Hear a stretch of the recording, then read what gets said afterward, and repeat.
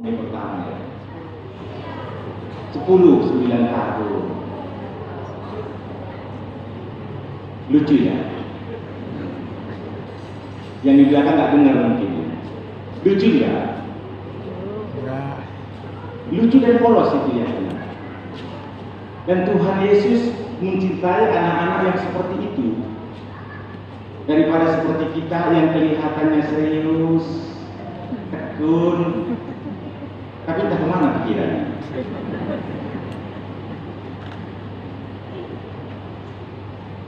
Anak-anak yang komuni pertama ini adalah satu dasar, satu tingkatan awal sebenarnya yang luar biasa. Karena menyatukan mereka secara utuh dengan Kristus lewat Ekaristi juga. Amin. Amin. Kesatuan dengan sakramen Maha Kudus tujuannya hanya satu. Agar sakramen Maha Kudus itu yang kita terima itu membawa kita, menyertai kita, mengarahkan kita, menyembuhkan kita, supaya seperti menyerupai Yesus sampai kepada kebangkitan dan kehidupan yang kekal. Amin. Amin. Tidak ada tujuannya. Ekaristi adalah makanan rohani, makanan jiwa kita, makanan ataupun santapan, ataupun terang, ataupun petunjuk, atau apapun namanya yang membawa kita semakin menyerupai Kristus yang kita makan. Maka pada hari raya tubuh dan darah Kristus ini saya mau menyampaikan hal tema yang sangat penting. Saya tanya dulu yang komuni pertama ini. Yang komuni pertama dia tahu. Kalian percaya yang akan kalian sambut itu adalah tubuh dan darah Kristus?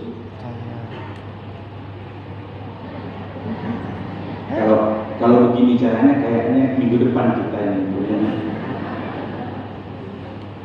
Kalau mau tanya ini yang komuni pertama, lihat ya. Jangan nanti sudah cantik-cantik.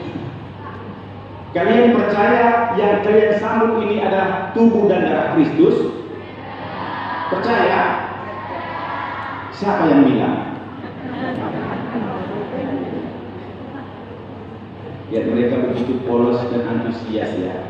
Nah inilah gereja itu, kita itu, orang tua itu punya tanggung jawab. Ini bukan hanya kepada katekisnya atau bukan hanya kepada romonya, walaupun itu sudah pasti tanggung jawab kita juga, tetapi kita semua yang hadir sebagai gereja, khususnya juga keluarga dan orang tua.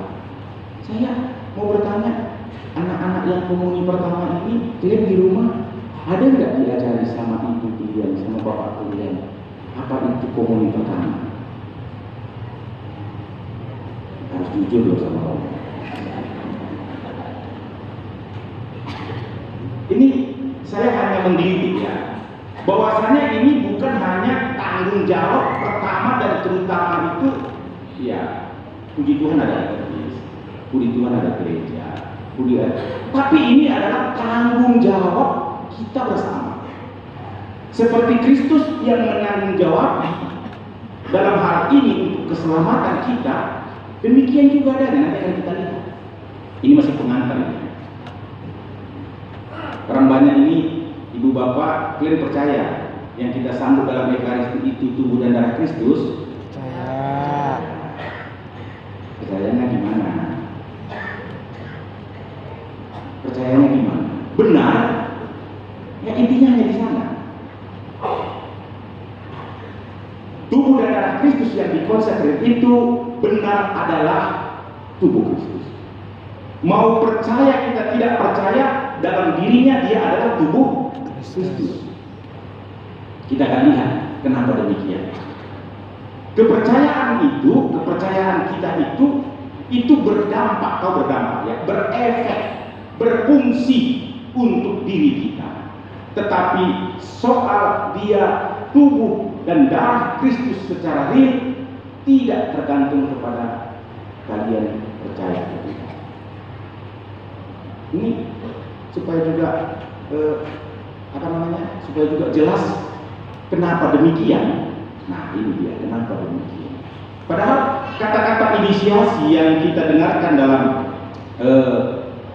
bacaan kedua maupun dalam bacaan Injil, nanti juga akan kita lihat dalam doa syukur agung dikatakan, inilah tubuhku yang diserahkan kepadamu, makanlah kamu semua. Lalu perbuatlah ini sebagai kenangan akan datang. Nah, kalau berbuat sebagai kenangan akan datang, bukannya itu sebuah kenangan? Halo yang Katolik, yang sering ditanya sama yang jadi tetangga, apa jawabannya? Jadi benar nggak itu? Benar, kita percaya benar. Saya yakin ini lebih beriman dari saya ini. Soal itu percaya itu adalah tubuh Kristus. Kalau nggak mungkin datang juga ke gereja ini kan. Tapi maksud saya, di mana posisinya? Bagaimana menjelaskannya? Yang pertama, supaya jangan terlalu lama. Kata-kata itu adalah berasal dari Yesus sendiri, bukan Romo, bukan penjelasan Romo. Amin. Kalian percaya ketika dalam kitab suci itu pada waktu itu ketika Yesus mengatakan inilah tubuhku, roti yang dipegang itu adalah benar tubuhnya, benar? Benar. Cawan yang diberikan kepada murid itu berubah menjadi adalah darahnya yang menjadi perjanjian, tadi dikatakan perjanjian baru, penebusan baru, pelepasan kita dari semua dosa kita yang akan membangkitkan kita. Percaya? Percaya. Seharusnya kalau orang Kristen percaya, dan bukan harusnya hanya yang Katolik. Semua yang pegang kitab suci harus percaya itu. Nah, ketika pastor, seorang imam, jadi uskup atau imam, ketika mengatakan itu, dia bukan untuk mengenang. Kenapa?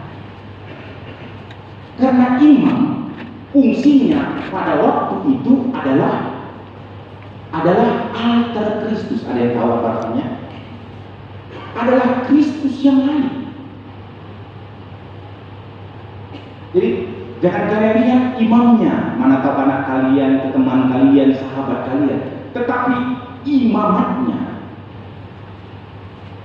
Nah, ketika dia mengangkat dan berdoa tentang roti itu, dia bukan hanya bertindak sebagai imamnya, tetapi dia bertindak sebagai Yesus sendiri. Makanya kita percaya, ini kitab suci sendiri mengatakan, kita percaya bahwasannya roti anggur yang diangkat itu adalah benar-benar tubuh dan darah Kristus. Seperti Kristus yang memberikan itu untuk menyelamatkan kita, untuk menemani kita, demikian juga adanya. Amin. Harus amin.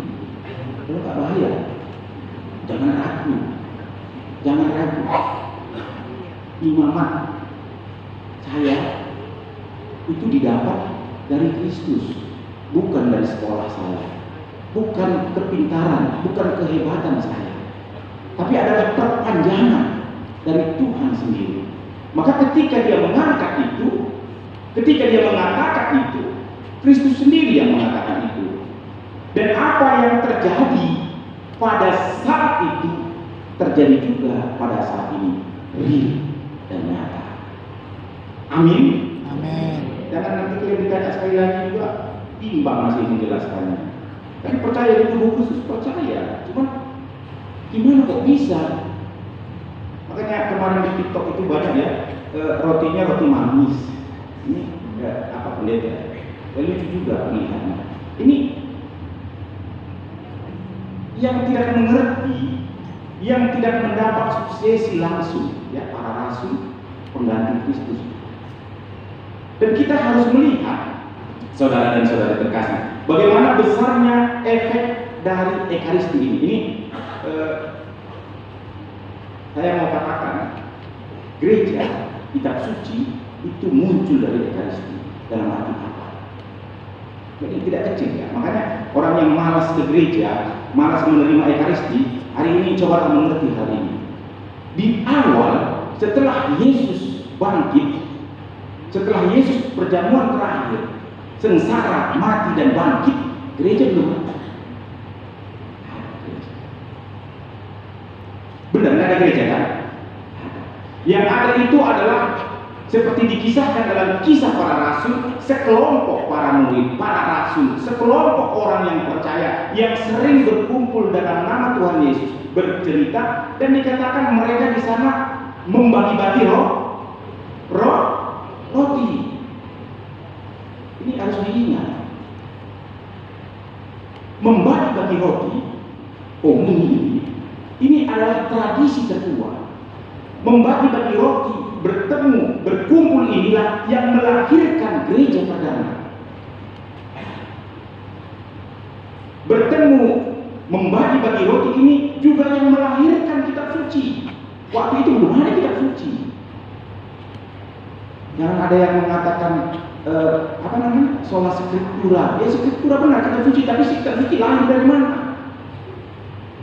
Lahir dari gereja. Gereja lahir dari mana? Dari orang-orang yang berkumpul, yang bercerita tentang keselamatan dan membagi-bagi roti. Ini saya mau katakan, membagi-bagi roti ini punya makna yang begitu dalam. Maka kalau ditarik lurus, dalam keluarga kita saat ini yang tidak begitu memperhatikan, merasa penting tentang makan bersama di keluarganya, berbahaya seperti ini. Ya, bukannya ini tradisi kita ya, saya berbicara dari kitab suci begitu. Anaknya mau makan kapannya kapan, bapaknya mau makan kapannya kapan, mamanya mau makan kapannya kapan. Bukan saya mau mengatakan bahwasanya ini tradisi ya. Dari situ kelihatan. Ini kelihatan di sana. Ya, mulai saat ini cobalah makan bersama. Para rasul itu mereka berkumpul makan bersama, saling menguatkan, bercerita, berkeluh kesah tentang pengalaman mereka, tentang perjumpaan mereka dengan Tuhan. Dan itu yang melahirkan gereja, itu yang melahirkan kitab suci, itu yang melahirkan iman kita. Maka kalau di keluarga itu, apalagi di zaman sekarang ini agak susah cari keluarga yang kalau anaknya mau makan, kalau enggak ya tidak. Ada orang tua jangan dipaksa dia makan, nanti dia marah. Ya ada begitu kan di keluarga ya. Hanya contoh. Coba lihat tadi dalam bacaan Injil juga, Yesus memberi makan 5.000 orang, kan bisa saja disuruh pulang. Kalau mentalitasnya seperti kita, ini soal makan lagi ya. Di kitab suci itu penuh Yesus itu soal makan. Dia masuk soal makan. 5.000 laki-laki hanya dengan berapa tadi? Dua ikan dan memberi makan 5.000 orang, laki-laki belum anak-anak belum perempuan. Kemungkinan itu bisa terjadi? Bisa terjadi atau tidak? Kayak mana bisanya? Bisa. Ini kalau simpelnya ya namanya begini ya. Bisanya itu secara teologis spiritual begini. Coba lihat Romo, persis seperti bahasa dalam ini. Supaya kita juga tahu nanti rezeki yang sedikit itu, nasi dengan ikan asin itu bisa membawa rezeki yang panjang itu. Yesus mengajari kita begini dalam rezeki ini, dalam makanan ini. Dia mengambilnya, mengangkatnya, mengucap syukur dan memberkatinya, lalu membagi-bagikannya. Ini yang harus diingat. Mengambilnya, mengangkatnya, mengucap syukur, memberkatinya dan membagi-bagikannya. Ini yang komuni pertama. Kalau di rumah harus, kalau mau memang ikut komuni pertama, jangan lagi pelit ya. Harus dari sekarang itu dilatih untuk mau berbagi.